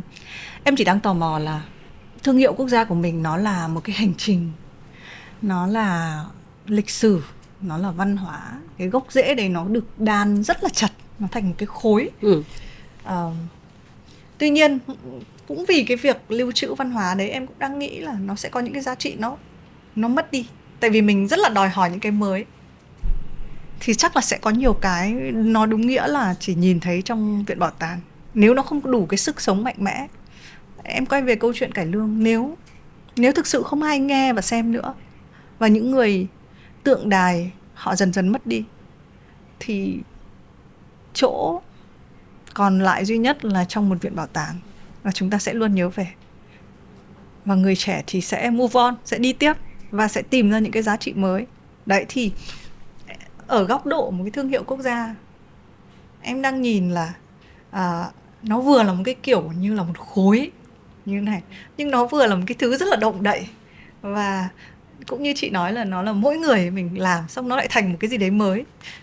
Có một các bạn trẻ tự dưng một ngày đẹp rồi nghĩ ra là tôi sẽ làm một đôi giày từ bã cà phê đấy, và cũng nổi như cồn. Đấy thì em cũng đang ngồi nghĩ một chút là chính mình đang cảm nhận thế nào về một cái chữ như là thương hiệu quốc gia. Thương hiệu nó sẽ tiến hóa theo dòng chảy của thời gian. Bất kỳ một thương hiệu Việt nào cũng vậy. Một thương hiệu sản phẩm em cũng thấy Coca-Cola của 100 năm trước với Coca-Cola của hiện tại nó cũng đã thay đổi. Hồi xưa không có Coca-Cola Zero, đúng không? Tại vì ở thời điểm đó người ta chưa quan tâm đến vấn đề đường, còn đang thích mà. Đang thích đường thì họ phải thay đổi. Thì chắc chắn là nó sẽ phải thay đổi theo dòng chảy của thời gian. Câu chuyện thương hiệu của Singapore như chị kể trong cuốn sách cũng vậy. Trước đây mấy chục năm trước thì Singapore nói về câu chuyện là GDP City, nhưng sau đó họ thành Smart City, sau đó họ thành Where Passion Made Possible. Đấy, cái là nó sẽ phải có sự thay đổi. Quay trở lại câu chuyện Việt Nam, làm sao mình có thể là cũng coi như là thay đổi phù hợp với thời gian câu chuyện của thương hiệu, nhưng mà mình sẽ không mất đi những cái giá trị văn hóa. Thì thí dụ như câu chuyện cải lương, nó sẽ thuộc về những di sản, những cái văn hóa của mình. Mình cũng không cần phải tất cả mọi người đều yêu thích cải lương. Chị nghĩ cái điều đó cũng là rất khó. Nhưng miễn là mình vẫn duy trì được cái văn hóa đó của người Việt Nam, và có một đối tượng, những người họ yêu thích, thì mình tạo cái sân chơi và cơ hội để cho cái mảng văn hóa đó nó tiếp tục được phát triển. Thì chị nghĩ đó là câu chuyện. Nhưng ở thời điểm này mà bây giờ mình nói là mình phải gọi như là mình phải ép đặt là phải cho cải lương trở thành một cái trào lưu mà phát triển, thì chị thấy hơi khó. Thì chỉ thương hiệu nó cũng phải hài hòa và phát triển theo câu chuyện của thời gian. Thì chị nghĩ là vậy. Thí dụ chị thấy là chị cũng rất là thích kể về câu chuyện mà Ố Sâu á. Ố Sâu là một cái câu chuyện mà chị nghĩ rất hay, là kết hợp giữa văn hóa của Việt Nam và đương đại hóa nó.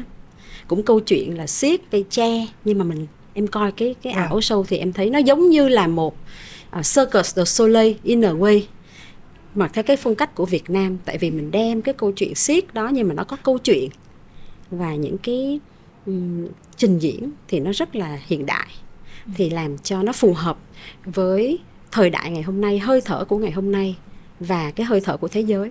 Thì chị nghĩ là như vậy. Em thấy chị phỏng vấn được rất là nhiều những đại sứ văn hóa Việt Nam. Nhìn thấy diễn viên đạo diễn Ngô Thanh Vân, hay là anh nhà thiết kế thời trang Công Trí, hay là nhà toán học Ngô Bảo Châu. Em tò mò góc nhìn của chị về cũng là những người trẻ. Mình cũng thấy họ đều là những người thành công rồi. Thế nhưng cái lớp tiếp theo em có thử hỏi ChatGPT là các bạn biết gì về người trẻ Việt Nam, thì tất nhiên là một con trí tuệ nhân tạo nó cũng chỉ trả lời là theo ý kiến của tôi thì ABCD. Đấy, thì em không biết là với cái cá nhân của chị đã gọi tên ra được một số các cái tính từ qua những cái cuộc phỏng vấn với những nhân vật nổi trội như vậy. Chị gọi những tính từ người Việt Nam là có cái sự thân thiện này, có cái sự yên bình này, có cái sự tử tế ở trong đó này. Thế em không biết với người trẻ thì chị nghĩ là những cái tính từ gì có thể nói về họ. Có một vài tính từ mà chị cũng có những cái câu chuyện với người bạn thì thấy người trẻ Việt Nam. Thứ nhất là chị thấy rằng rất là linh hoạt. Rất là linh hoạt và dám thử cái mới. chị nghĩ cái đó cũng rất hay. Cái cộng đồng startup của Việt Nam mình rất là mạnh, chị nghĩ vậy. Và đi đâu mà chị nói chuyện với mấy bạn trẻ thì luôn luôn chị sẽ nghe câu nói là làm cái business này đi, làm cái business kia đi. Thì chị nghĩ đó là cái rất hay. Thậm chí là bạn của chị ở nước ngoài qua cũng nói ôi Việt Nam sao thấy ai cũng muốn làm chủ hết, không có ai muốn đi, những người trẻ không ai muốn đi làm những cái công ty lớn. Không nhiều, có thể như vậy, nhưng mình nghe mỗi một ai mà gặp mấy bạn trẻ nói chuyện thì luôn là tôi thấy cái này ý tưởng này hay, tôi thấy cái ý tưởng này hay và tôi muốn thử làm. Thì chị nghĩ đó là một cái gọi là dám làm, và rất là muốn nắm bắt cơ hội. Thì chị nghĩ cũng một phần vì các bạn lớn lên ở cái giai đoạn là đất nước của chúng ta cũng đang có rất là nhiều cơ hội. Và cũng mấy bạn cũng có cái được cái ra ngoài thế giới sớm hơn. Thí dụ như chị ấy, 25 tuổi mới là lần đầu tiên chị đi ra khỏi Việt Nam, và lúc đó mới thấy được là nó khác như thế nào, nó như thế nào với Việt Nam ở thời đó. Thí dụ như lần đầu tiên năm đó là năm bao nhiêu ạ? Năm 1997. Thì có nghĩa là chị đi ra, lúc đó chị ra khỏi Việt Nam thì chị mới thấy lần đầu tiên có một cái siêu thị. Tại vì hồi xưa là chị chỉ có đi chợ, rồi chị cũng chưa bao giờ xài thẻ tín dụng, và chị cũng không có tài khoản ngân hàng. Lúc qua bên nước ngoài thì bắt đầu mọi người mới chỉ cho chị là phải mở tài khoản ngân hàng như thế nào, thẻ tín dụng là như thế nào. Hồi xưa chị cũng không hiểu thẻ tín dụng là như thế nào. Thì đó, trong khi các bạn lớn và cũng không có email, ở thời điểm đó thì cũng không có email và gì hết đó. Trong khi các bạn lớn lên bây giờ thì đã thấy được rồi, thấy cả thế giới trong một cái màn hình Google là thấy được hết này kia rồi. Thì thành ra mấy bạn cũng rất là nắm bắt được. Thì chị nghĩ là cái từ mà dám thử, linh hoạt, nắm bắt cái mới, thì chị nghĩ là cái đó là những cái chị suy nghĩ tới. Tuy nhiên có một cái mà chị cũng suy nghĩ là làm sao để các bạn cũng kiên nhẫn hơn. Em đang định hỏi điểm yếu đấy. thì đó là cái mà chị thấy là các bạn rất là muốn thử nhiều cái mới, nhưng mà rất nhanh để thay đổi. Thì chị đó là cái mà chị thấy là có thể là sẽ kiên nhẫn hơn một chút. Thì đó là cái observation, cái quan sát của chị thôi. Chị nhắc đến chuyện là đúng là khi mà mình ra nước ngoài, cái giai đoạn lúc mà mình còn trẻ thì mình thường hay ước có những cái mà ở nước mình hồi đấy không có. Chị nhắc đến ví dụ thẻ tín dụng chẳng hạn. Em là Skytrain. Tức là lần nữa em mà là lúc đấy em nhớ cái bức ảnh đầu tiên mà em phải check in mà nó khác nhất. Thực ra chỉ đi Bangkok bây giờ thì mình đi như đi chợ. Nhưng mà cái thời điểm đấy thì là phải chụp hình check in ở cái chỗ Skytrain. Mình chưa nhìn thấy cái đấy bao giờ. Và nó giải thích cho mình là tại sao mình hay đi lạc. Tại vì mình ít khi phải để ý. Nếu mà bạn sinh ra một cái đất nước mà có một cái hệ thống nó đã rất là có cái sơ đồ nó khá là rắc rối, và bạn quen với cái việc đọc cái sơ đồ đấy thì bạn ngay lập tức bạn gọi là Đông Tây Nam Bắc được, hoặc là đấy. Nhưng mà em ví dụ mình mọi thứ nó đơn giản ở đất nước mình quá, mình lớn lên như vậy. Em không biết trong cái quá trình mà chị viết cái cuốn sách này, chị có phải hồi tưởng nhiều về tuổi trẻ của chị hay không? Rất nhiều. Đặc biệt là cái giai đoạn mà những năm 1980. Tại vì chị lý lớn lên, chị thật sự là cái lứa tuổi của chị nó lớn lên cùng lúc với cái lịch sử Việt Nam giai đoạn mà sau giải phóng. Mà chị thì sinh ra Hà Nội, nhưng mà vào Sài Gòn sinh sống, vào thành phố Hồ Chí Minh sinh sống lúc mà chị mới 5 tuổi. Thành ra cũng hiểu được những cái văn hóa khác biệt. Chị vào thành phố Hồ Chí Minh những cái năm 1980. Cái thời đó bây giờ kể lại thấy đó, mọi người cũng không biết là mọi người có cảm nhận được hay không, nhưng mà thời điểm đấy chị vào thành phố Hồ Chí Minh, thời Sài Gòn, hồi xưa gọi là Sài Gòn. Còn những cái lúc mà đi học mọi người sẽ nói mày là Bắc Kỳ. Không biết bây giờ cái khái niệm đó không còn. Em hiểu lứa của em còn một ít, tại vì là em cũng hay kể câu chuyện này cho mọi người. Đấy là khi em nói giọng Bắc là mọi người quay lại. Và cái biển số xe 29 là mọi người dồ ga đi nhanh để nhìn xem mặt mình như nào. Tức là cái thời của em mà là lúc có em nghĩa là đất nước mình nó từ cái giai đoạn như vậy. Bắc Kỳ và Nam Kỳ phân hóa. Và bây giờ chị thấy là mình đã rất là coi như là không còn ai nói cái khái niệm đó nữa ha. Thì cái chị đó là một cái sự gọi là thay đổi rất nhiều. Thứ hai là cái thời đó của chị, thí dụ chị nhớ chị có những cái người gọi là bà con ở nước ngoài, thì lúc đó mà lâu lâu mà được gửi quà từ nước ngoài về, đó là một cái điều gì đó là gọi là xa hoa. ở thời điểm đó. Rồi có những cái lúc mà chị nghĩ lại á, là được gửi về Camay, xà bông Camay rồi xà bông Lux, thì mẹ chị ấy là không có cho xài. Mẹ chị nói không, cái này chỉ để ở trong tủ cho nó thơm thôi. Thì đó là chị nói là những cái đó là nó cho mình hình dung lại những cái đó. Và chị biết em còn nhớ cái giai đoạn mà mình mua quần áo Sida. Có. Đấy, chữ Sida đấy chị. Em vừa mới đi cũ mặc lại. Đúng. Và em đi thăm cái tổ chức của Sida với mà là tại sao có một cái gì nó quen thuộc với mình như thế này. Dạ. Nhưng mà thật ra vì mình nghĩ lại cái đó là gọi là bảo vệ môi trường, tại mình mặc đồ lại. Bây giờ là trend chị ạ. Là trend. thì đó. Thì chị nghĩ là khi mà viết cuốn sách, mình lúc thời điểm đó mình cũng không có hình dung. Nhưng mà thật ra là đất nước của chúng ta đã thay đổi rất là nhiều. So với, nhưng mà lúc đó thật ra mọi người cũng rất là, chị cũng thấy chị rất là vô tư và rất là happy. Tại vì mình không nhìn thấy những gì mình không nhìn thấy. We don't know what we don't know. Đến lúc mà chị đi ra khỏi Việt Nam thì chị mới nhìn thấy, chị nói ôi sao có nhiều những siêu thị như vậy, tàu điện ngầm như vậy, có nhiều cái thứ mà mình không thấy. Thì đến lúc đó mình rất mong muốn là những người thân của mình ở Việt Nam cũng sẽ được thấy và tận hưởng như vậy. Cái khái niệm hồi xưa là mình không có cái việc mà phòng riêng của mỗi người, một gia đình là có thể là ở chung. Đúng không ạ? Rồi những cái chuyện như là basic nhất, cơ bản nhất, nhà vệ sinh là một điều mà chị cảm thấy hồi xưa Việt Nam mình nhà vệ sinh là một cái vấn đề. Mỗi lần mà đi du lịch là cảm thấy rất là khổ. Thì đó là chỉ cái niềm. Thì bây giờ mình nhìn lại Việt Nam mình thay đổi rất nhiều, tòa nhà cao tầng, siêu thị, tất cả những cái gì mà mình có muốn mua, những cái thương hiệu mà mình muốn ở nước ngoài mình đều có thể thấy ở Việt Nam. Thì chị nghĩ đây là những cái thay đổi rất là lớn của Việt Nam mà mình cũng cần phải trân trọng những cái gì mình đã làm được.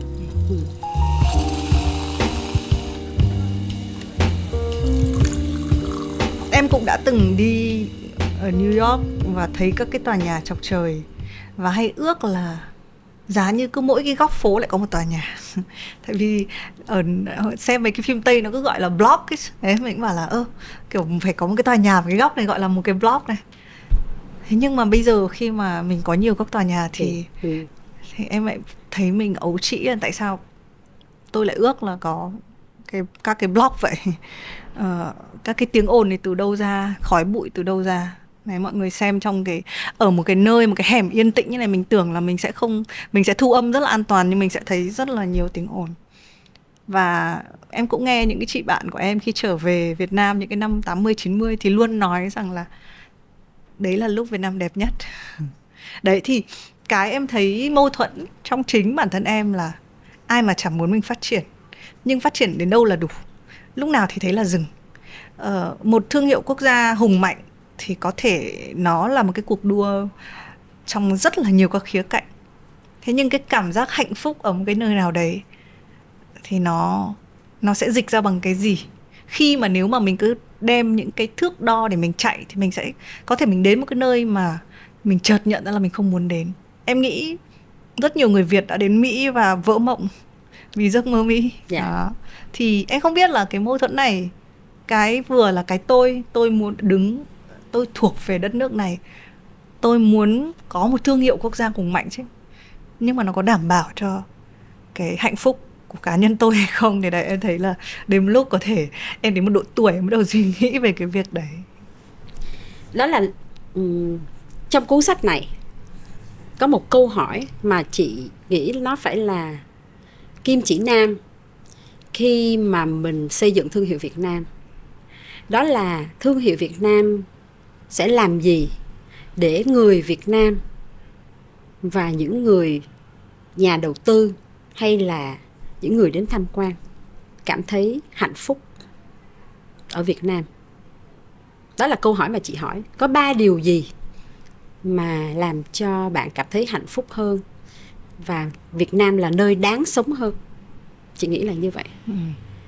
Chứ không phải thương hiệu sẽ không chạy theo chỉ là về vấn đề kinh tế. Tại vì em nói là xây dựng các tòa nhà thì có thể là phát triển về kinh tế, nhưng mọi người có cảm thấy hạnh phúc hơn không nếu bây giờ nó không còn những cái bóng cây, môi trường nó bị tàn phá thì cái điều đó họ sẽ không cảm thấy hạnh phúc. Và như vậy cái việc xây dựng thương hiệu là vô nghĩa. Thành ra chị nghĩ xây dựng thương hiệu cũng giống như xây dựng một thương hiệu sản phẩm, tụi chị sẽ luôn đặt câu hỏi làm gì để người tiêu dùng cảm thấy hài lòng hơn với thương hiệu này.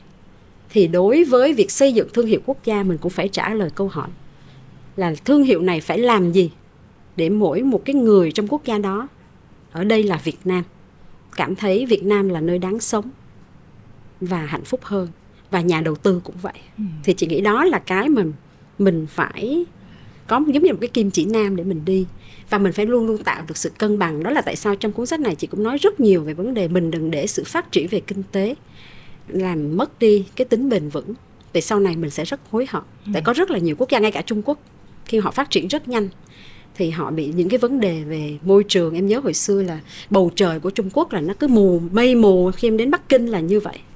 Thì sau này Trung Quốc họ phải sửa rất nhiều. Họ có những cái chính sách ngay bây giờ để mà bảo vệ môi trường. Thì bây giờ mình cũng phải nhìn cái vấn đề đó. Chị nghĩ cuộc sống luôn luôn phải cần sự cân bằng. Phát triển kinh tế, phát triển xã hội, phát triển môi trường phải đi đều với nhau. Thì yeah. Ôi khó quá. Khó. Khó. Có một cái thống kê mà em thấy chị cũng đã cập nhật là bây giờ chị cũng nhắc đến là cái giá trị của thương hiệu của mình là 431 tỷ đô la. Mình cũng đang xếp 32 trong top 100 thương hiệu quốc gia giá trị. Em cũng thấy cái khá hay nữa là ví dụ như là cái chỉ số IQ thông minh của mình cũng xếp thứ 39. Hay là về số lượng người dùng TikTok của mình cũng đứng số 6 này. Em đoán là dùng YouTube các thứ cũng rất là đông. Có cái gì nó đang mất cân bằng hay không ạ? Khi mà mình nhìn thấy là mình cũng ranking ổn đấy, nhưng mà mình có phải là mình có oách hẳn như thế không hay là... Chị thì sẽ khó có thể trả lời được rằng là cái nào là cân bằng hay không cân bằng, nhưng chị sẽ nói ra một vài những cái suy nghĩ. Thí dụ như bây giờ mình đập rừng, đập đất để xây nhà, hoặc là thí dụ như là thật sự mỗi lần mà chị đi ngang con đường Tôn Đức Thắng ở thành phố Hồ Chí Minh thì chị luôn luôn, tại vì chị đã từng sống ở thành phố Hồ Chí Minh và thấy cái con đường Tôn Đức Thắng với cái hàng cây như vậy, thì chị luôn luôn đặt câu hỏi liệu mình có phải chặt cây như vậy hay không để xây cái đường, cái cầu như vậy. Mặc dù mình hiểu cái đó nó tạo rất là sự tiện lợi cho thành phố nối giữa quận Nhất và quận 2. Thì đó là một cái mà chị nghĩ mình có thể suy nghĩ lại để coi là những cái bài học như vậy thì có cách nào khác khi mình phát triển hay không. Chị nghĩ nó có một số những cái sự cân bằng hay không cân bằng mình phải suy nghĩ. Thứ hai là về vấn đề khi mà mình phát triển về vấn đề công nghệ thông tin, mạng xã hội, như mình nói là mình là sử dụng rất là nhiều TikTok, thì mình cũng phải suy nghĩ về vấn đề sức khỏe tinh thần. Tại vì chị nghĩ khi mà chị lớn lên hồi xưa, cái thông tin nó không có quá nhiều như bây giờ. Bây giờ thì chị nghĩ giới trẻ và mọi người có quá nhiều thông tin và nó nhiều khi nó nhiễu. Và chính vì vậy là cái vấn đề về sức khỏe tinh thần hiện giờ nó đang là một cái vấn đề rất là nhức nhối. Vậy thì mình có thể làm gì để tạo được một cái sự cân bằng, vừa về phát triển về kinh tế, vừa phát triển xã hội, nhưng không tạo ra những cái vấn đề mà xã hội gọi là vấn đề mà sức khỏe tinh thần là một cái vấn đề gọi là của thế kỷ 21.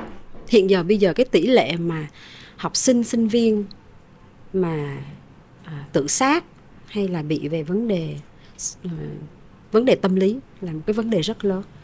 Thì chị nghĩ là cả hai, về vấn đề xây dựng, về vấn đề yếu tố con người, mình phải luôn luôn đặt ra câu hỏi để tìm cái sự cân bằng.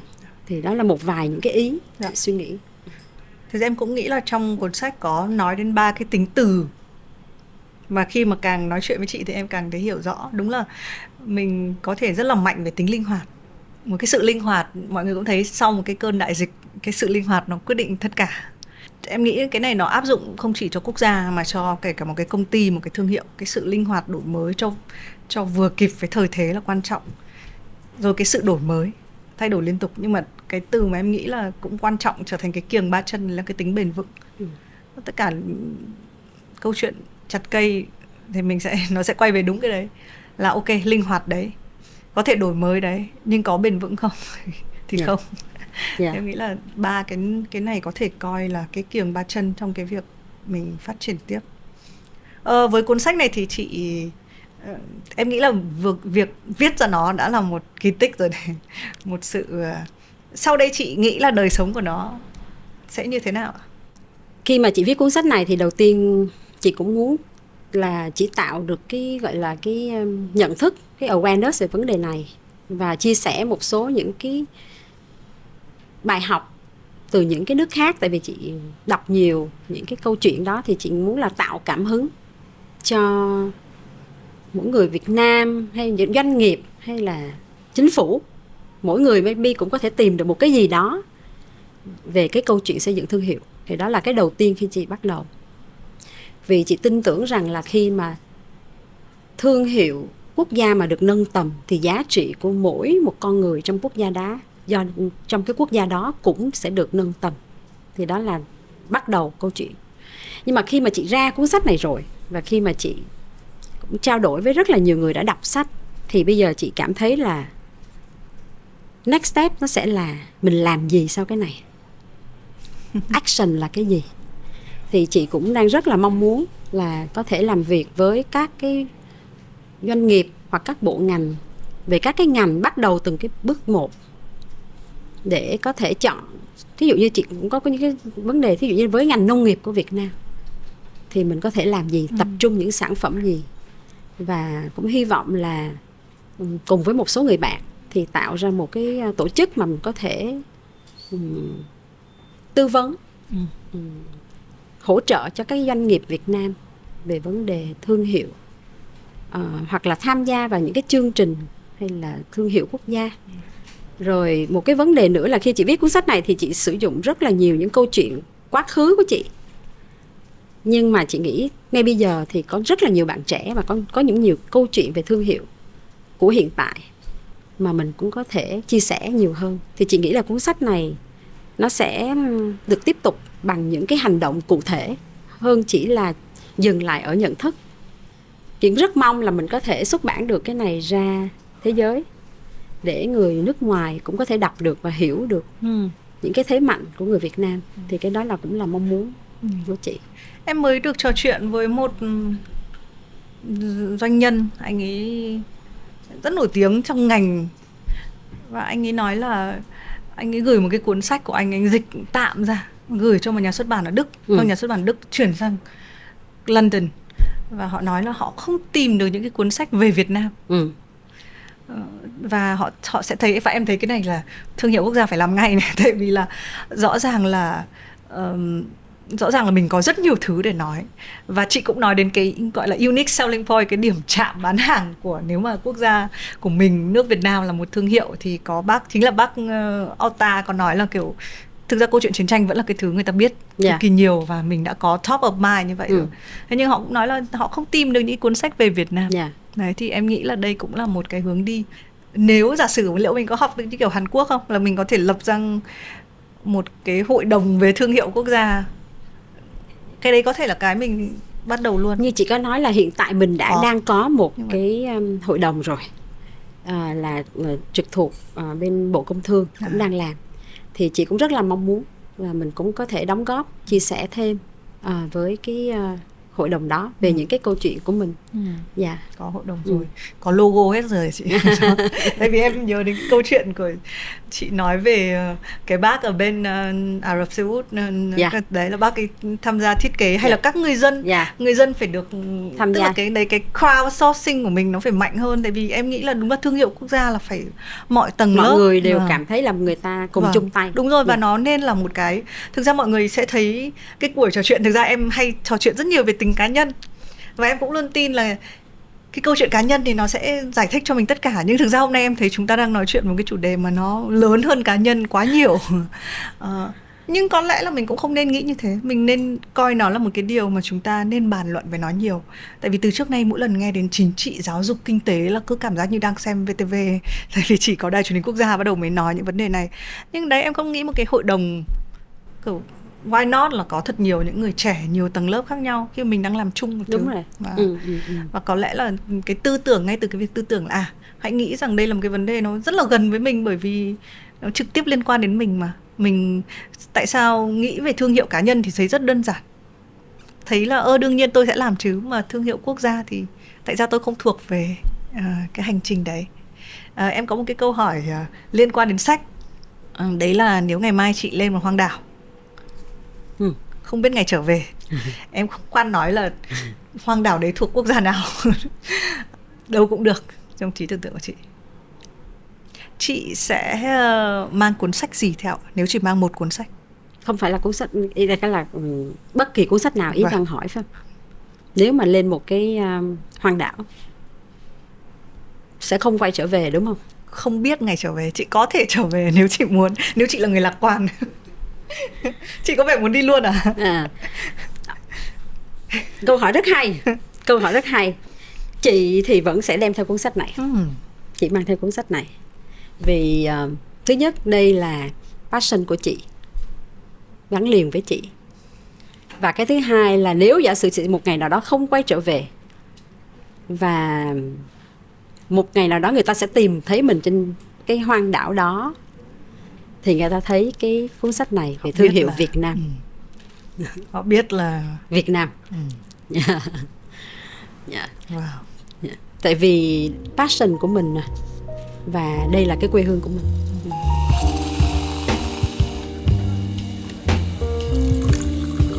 Em biết là chị đã chia sẻ ngay từ đầu là chị nghĩ và làm cái cuốn sách trong 3 năm.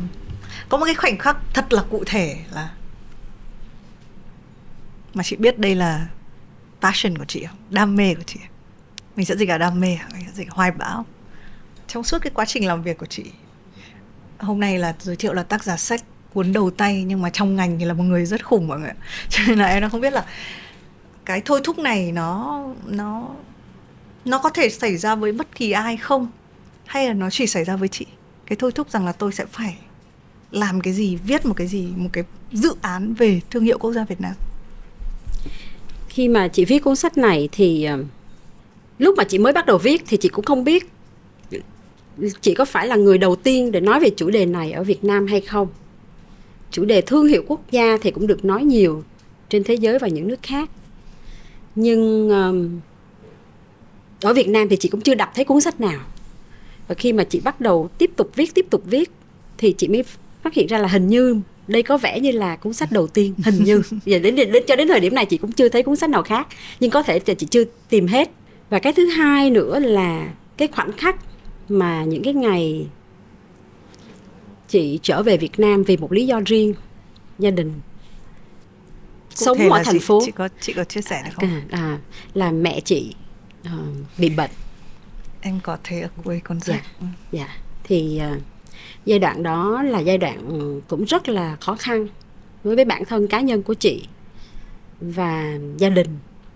Và sống ở Sài Gòn, thành phố Hồ Chí Minh, những cái ngày chị nghĩ là khó khăn nhất. Tại vì chị lớn lên ở thành phố Hồ Chí Minh từ lúc 5 tuổi.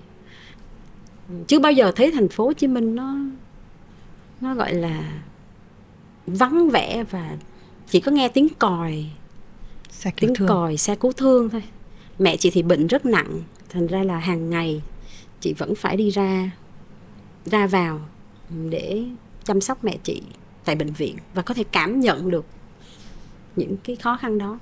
Nhưng mà vượt qua được cái đó, tại vì chị trong cái giai đoạn đó thì chị cũng tham gia một cái hoạt động gọi là Covid Task Force cùng với là AVSE Global để hỗ trợ thành phố Hồ Chí Minh trong cái đại dịch. Thì chị nhớ là trong những cái thời khắc đó, có những lúc mà em nhớ là Việt Nam mình không có vaccine, mà lúc đó Việt Nam phải có cái chương trình là ngoại giao vaccine. Như mình đến trong bảng xếp hạng là không có. Thì đó là những cái moment mà mình thấy sao nó thân thương, mà nó không thể nào quên được. Thì sau những cái ngày cuối của tháng 9 đó, thì thành phố Hồ Chí Minh nó quay trở lại cái nhịp sống như vậy, và chị thấy được cái sự trỗi dậy. Thậm chí là lúc đó thì bắt đầu chị đi ra nước ngoài, chị bắt đầu đi bay ra nước ngoài công tác, thì chị thấy nhịp sống của thành phố Hồ Chí Minh bắt đầu trở lại, và trở lại nhanh hơn rất nhiều so với những quốc gia khác. Thì chị cảm thấy là Việt Nam mình có một cái sự kiên cường quá là mạnh mẽ, thì nó thôi thúc chị phải viết cuốn sách này. Đó tại sao mà chị đã từng muốn buông rồi, tại vì 3 năm là một chuyện này kia rồi, trước đại dịch, sau đại dịch. Nhưng mà sau đại dịch nó thôi thúc chị nhiều hơn, vì chị thấy được cái sự kiên cường của người Việt Nam. Thành ra chị muốn chị capture nó ở trong cái cuốn sách này để kể cho mọi người. Để chị thật khi đọc cuốn sách này, nó không phải là thương hiệu, mà câu chuyện này là câu chuyện của người Việt Nam, là những cái di sản, những cái tiềm năng, những cái điểm khác biệt của người Việt Nam mà mình có thể tận dụng nó để kể cái câu chuyện của dân tộc này cho mỗi người dân tộc Việt Nam cảm thấy tự hào hơn, và để cho những người ở bên ngoài họ cũng cảm thấy đây là một cái đất nước mà họ muốn đầu tư và phát triển. Thì đó là lý do tại sao mà chị phải xong cuốn sách này. Thật ra con gái của chị đã có một cái gọi là cá cược với chị, là con chắc không biết là mẹ có bao giờ là kết thúc được, là có giờ làm được ra cuốn sách này không. Mà cái lúc mà chị làm ra xong cuốn sách này thì bé chị nó đang học ở bên Mỹ, thì nó nói con chúc mừng mẹ vì cuối cùng mẹ đã ra. Và cuối cùng là nó thiết kế cho chị cái biệt sách này là một cũng giống như là một cái sự chúc mừng là mẹ đã hoàn thành được cái project mà tưởng chừng như không bao giờ có thể ra được. Em cũng cảm ơn chị bởi vì chị đã viết xong. Bởi vì đúng là đấy thì em có nhiều khi thì mình có kể với chị Chi nhưng mà chưa kể trên trước máy quay, là có những cái điều gì đó nó cũng thôi thúc mình hỏi về cái vấn đề này. Cũng có thể bởi vì em nghĩ là một thời điểm chúng ta sẽ phải chọn cái hệ quy chiếu nó lớn hơn bản thân. Nhiều khi Gen Z thì hay các bạn Gen Z bây giờ, đúng mà Gen Z chưa qua thì Gen Alpha chuẩn bị ùa tới, thì các bạn ấy hay phải chọn một cái hệ tâm linh, những cái chòm sao để như một cái cách chọn một cái hệ quy chiếu nó lớn hơn bản thân để biết cách mình soi chiếu vào. Nhưng ít người chọn về một cái cốt lõi khác, là đất nước mình đang sống, nơi mình thuộc về, nhà của mình, một cái khái niệm nhà nó rộng lớn hơn. Nên em cũng hay hỏi cái câu này với cả người trẻ, với cả những học giả ở trên show, và em cũng nhận thấy một sự hào hứng, nhưng mà hơi chưa rõ là nếu mà có một cái gọi là thương hiệu quốc gia thì của chúng ta là gì? Nếu không phải là chiến tranh, nếu không phải là phở thì hình ảnh mới là gì? Đấy, em rất là cảm ơn bởi vì chị đã bắt đầu cái cuộc đối thoại này, và em rất là mong là cái cuộc đối thoại về thương hiệu quốc gia sẽ được chuyện trò nhiều hơn. Em cũng đã chia sẻ thật với chị là khi mà kết thúc đoạn cuối em bảo ôi trời ơi, chúng ta có nhiều thứ phải phát triển quá. Chúng ta ở đoạn cuối này là từ nông lâm nghiệp, từ văn hóa, từ ẩm thực, từ du lịch, chúng ta đều phải phát triển cả. Nhưng mà nếu mà phải đánh cược vào một, giống như em nói là chúng ta có biết bao nhiêu sách, nhưng mà chị biết ngay lập tức là chị mang một cuốn sách lên hoang đảo. Nếu mà chị đánh cược vào một, có thể đúng có thể sai ạ, nhưng mà em nghĩ cảm tính thôi, thì sẽ là gì để nhắc đến? Chị nghĩ cái đầu tiên chị cũng sẽ chọn, mà cái này không phải là chị là người đầu tiên nói về câu chuyện này, mà cũng nhiều người đã nói đến. Chị nghĩ là về vấn đề ẩm thực Việt Nam. Chị nghĩ câu chuyện ẩm thực là nó phát triển được thế mạnh của mình rất nhiều. Tại mình có thế mạnh về nông sản, mình có thể gọi là đi từ gốc tới ngọn luôn. Tại mình không phải nhập về vấn đề nông sản, mình có gạo, mình có rau, và mình lại có một cái văn hóa ẩm thực rất là nhiều năm, mà nó lại đang rất là đúng với cái trend của thế giới, sạch rồi healthy, để kia như vậy.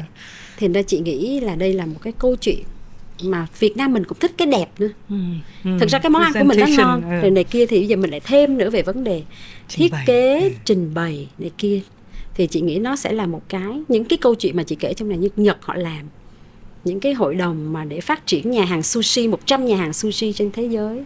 Chị rất mong là mỗi một cái phi trường mà mình đi trên thế giới, tại sao không có một cái chain Việt Nam ở trong đó, về ẩm thực Việt Nam đó. Hay là những cái gì, những cái thành phố lớn trên thế giới sẽ có những cái nhà hàng Việt Nam mà nổi tiếng, tại sao không? Việt Nam tại sao không là những cái Michelin star? Như chị nói trong cuốn sách, hiện giờ mình rất tự hào về ẩm thực Việt Nam, nhưng mình hiện giờ có không hoặc là 1-2 nhà hàng Michelin trên toàn quốc. Trong khi Singapore họ có mấy chục cái, Bangkok mấy chục cái. Thì chị nghĩ đi từ những cái ban đầu nhỏ trước mà phát huy cái thế mạnh của mình, thì chị nghĩ ẩm thực là cái đầu tiên mình nên tập trung. Rồi tiếp theo mình sẽ có những cái khác như chị nói trong đó. Năng lượng tái tạo rồi này kia cũng là cái điểm mà mình có thể làm tốt. Nó cũng gắn liền tới phát triển bền vững môi trường. Có nhiều thứ mình có thể làm, nhưng mà maybe là câu chuyện đầu tiên là câu chuyện ẩm thực. Vâng, em cũng nghĩ đi nghĩ lại, cũng thấy đây là một cái điều em cảm giác như là con đường ngắn nhất, và con đường từ dạ dày đến trái tim. Thì là đấy, trái tim. Cái câu hỏi này thì mình cũng muốn hỏi mọi người, đúng không? Thương hiệu quốc gia thì là không phải của riêng ai cả, là của tất cả chúng ta. Nếu mọi người chọn một, và nhất là nếu mọi người đọc xong cuốn sách của chị Chi, thấy có rất là nhiều mũi nhọn và thế mạnh của chúng ta, nếu chọn một mọi người sẽ chọn gì? Em cũng nghĩ là ai cũng nên suy nghĩ về câu hỏi này. Cũng thể để làm cùng nhau, chứ không phải để đi riêng gì cả. Nhưng mà cái câu hỏi này em cũng tự hỏi, và em cũng có những cái niềm yêu thích riêng. Em khá là thích nghệ thuật Việt Nam. Em cũng được phỏng vấn bà Xuân Phượng, cũng là một người mà làm nghệ thuật qua nhiều năm. Em cũng thấy là đây cũng là có thể là một mũi nhọn. Nhưng đúng là như chị nói, cái việc ẩm thực nó đã đang nổi tiếng sẵn, nó vẫn còn rất nhiều tiềm năng, và nó lại có được hỗ trợ bởi cả một cái nền nông nghiệp, lâm nghiệp rồi thủy sản của mình nữa. Và nó có cái chiều quy mô, ai cũng có thể cảm nhận được, ai cũng muốn ăn ngon. Giống như Việt Nam mình bây giờ không còn là ăn no mặc ấm nữa, bây giờ mình đã lên cái giai đoạn là ăn ngon mặc đẹp. Ai cũng muốn ăn ngon mặc đẹp. Thì khi mình xây câu chuyện đó, chị nghĩ là nó sẽ thể cảm được cho mỗi người Việt Nam và ngay cả trên thế giới.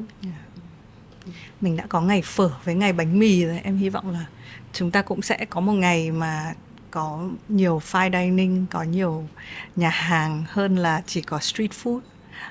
Ở Vietcetera bọn em cũng tổ chức một cái lễ trao giải bánh mì, tôn vinh những nhà hàng. Và thực ra trong những năm Covid thì cũng rất là khó khăn cho mọi người để kinh doanh. Nhưng mà mình cũng thấy là cái sự trỗi dậy của Việt Nam là cái điều mà em nghĩ là khi chị được nhắc lại đây, em cũng thấy rất tự hào.